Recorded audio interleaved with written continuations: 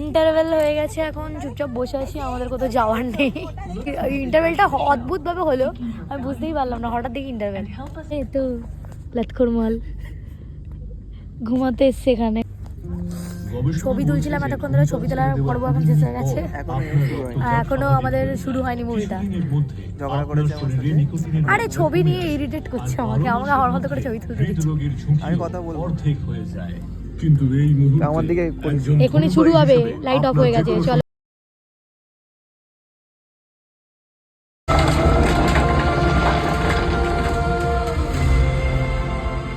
চলো এন্ড হয়ে গেছে,